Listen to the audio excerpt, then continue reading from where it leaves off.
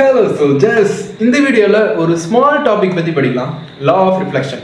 இந்த law of ரிஃப்ளெக்ஷனை study பண்ணுறதுக்கு பீம் ஆஃப் லைட் எடுத்துக்கலாம். இல்லை பீம் ஆஃப் லைட் எடுக்க போகிறதில்ல. அது ஏன்னா பீம் ஆஃப் லைட் வந்து லார்ஜ் சர்ஃபேஸ் ஏரியாவை கவர் பண்ணும். அதை வச்சு ஸ்டடி பண்ணோம்னா கொஞ்சம் டிஃபிகல்ட்டாக இருக்கும். ஸோ ரே ஆஃப் லைட் எடுத்துக்கிறோம். ரே ஆஃப் லைட்லாம் ஒன்றும் இல்லை சோல்ஜர்ஸ், ஒரு லைன் மாதிரி எடுத்துக்கோங்க. லேசர் லைட், அதுதான் ரே ஆஃப் லைட். இதெல்லாம் கம்பைன் ஆனது தான் பீம் ஆஃப் லைட். ஓகேங்களா? சரி, இந்த ரே ஆஃப் லைட் எடுத்துக்கலாம். எடுத்துட்டு ஒரு பாலிஸ்டு சர்ஃபேஸ் அல்லாட்டி ஒரு மிரரில் வந்து ப்ரொஜெக்ட் பண்ணலாம்.